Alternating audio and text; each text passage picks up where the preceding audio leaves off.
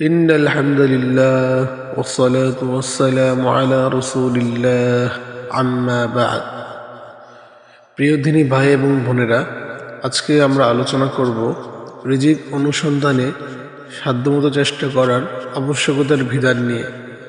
পাশাপাশি নবী ও রাসূলগণ কী ধরনের কাজের মাধ্যমে পৃথিবীতে নিজেদের রিজিক খুঁজে বেরিয়েছেন সে সম্বন্ধে সংক্ষিপ্ত আলোচনা করব ইনশাআল্লাহ।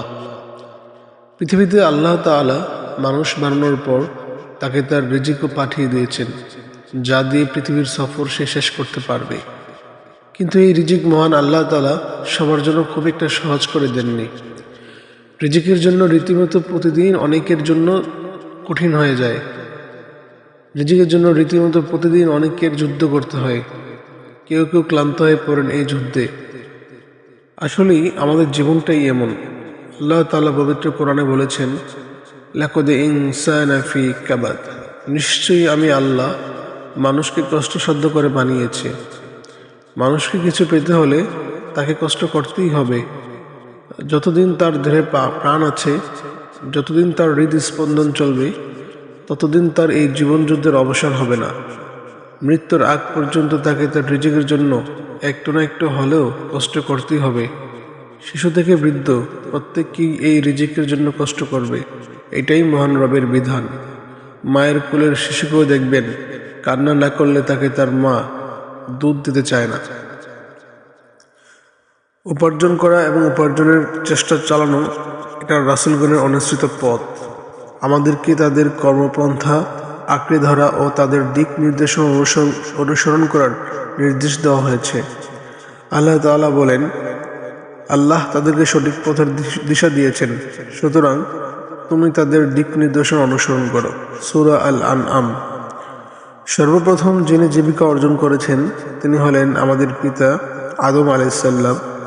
আল্লাহ তাআলা তাকে বলেছিলেন সে যেন তোমাদেরকে জান্নাত থেকে বের না করে দেয়। এমন হলে কিন্তু তুমি সমস্যায় পড়ে যাবে। সূরা তাহা। সমস্যায় পড়ে যাবে মানে হলো জীবিকার খোঁজে তোমাকে কষ্ট করতে হবে। এই আয়াতের ব্যাখ্যায় মুজাহিদ রাহিমাহুল্লাহ বলেন, মৃত্যুর আগ পর্যন্ত কাজ না করে তুমি তেল দিয়ে রুটি খেতে পারবে না। সাহাবী ও তাবিঈদের বর্ণনায় আছে, আদম আলাইহিস সালামকে মাটিতে নামিয়ে দেওয়া হলে জিবরাইল আলাইহিস সালাম তার কাছে কিছু গম নিয়ে এসে তাকে তা বপন করার নির্দেশ দেন। এরপর তিনি তা বপন করে তাতে পানি দেন।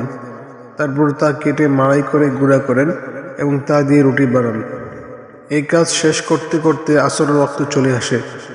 তখন জিবরাইল আলাইহিস সালাম তার কাছে এসে বলেন, আপনার রব আপনাকে সালাম দিয়ে বলেছেন, তুমি যদি দিনের বাকি অংশ সাওম পালন করো তাহলে আমি তোমার ভুল ত্রুটি মাফ করে দিব এবং তোমার সন্তানদের ব্যাপারে তোমাকে সুপারিশ করার সুযোগ দেব। এরপর তিনি সাওম পালন করেন। তবে তিনি ওই খাবার খাওয়ার জন্য অধীর আগ্রহে অপেক্ষা করতে থাকেন। তিনি দেখতে যাচ্ছিলেন জান্নাতের খাবারের তিনি যে স্বাদ পেতেন তা ওই খাবারে পান কিনা।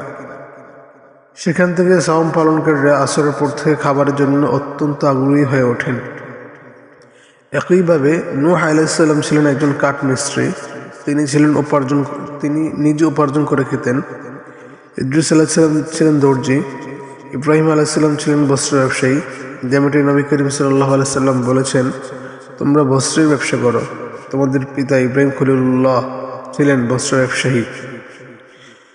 দাউদ আলাইহিস সালাম নিজে উপার্জন করে খেতেন। বর্ণিত আছে যে তিনি ছদ্মবেশে বেরিয়ে রাজ্যের লোকদের কাছে নিজের সামগ্রিক জীবন সম্পর্কে জানতে চাইতেন।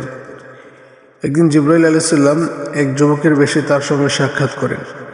দাউদ আলাইহিস সালাম তাকে জিজ্ঞাসা করেন, ও হে যুবক, দাউদকে তুমি কেমন জানো? তিনি বলেন, হ্যাঁ, দাউদ আল্লাহর অত্যন্ত উত্তম বান্দা, তবে তার মধ্যে একটি বিশেষ স্বভাব আছে। দাউদ আলাইহিস সালাম জানতে চান কি সেটি। তিনি বলেন, তিনি বাইতুল মাল বা রাষ্ট্রীয় কোষাগার থেকে নিজের খাওয়ার খরচ নেন। সর্বোত্তম মানুষ সেই যে নিজে উপার্জন করে খায়।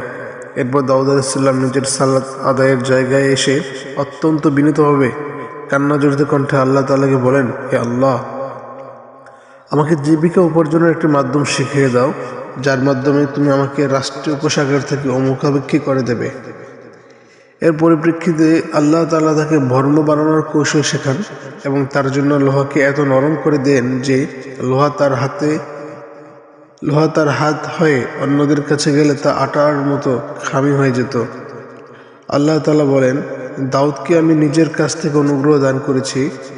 আমি হুকুম দিলাম, হে পর্বতমালা, তার সঙ্গে একাত্ম হও, এবং এই হুকুমটি আমি পাখিদেরও দিয়েছি, আর আমি তার জন্য লোহাকে নরম করে দিয়েছি।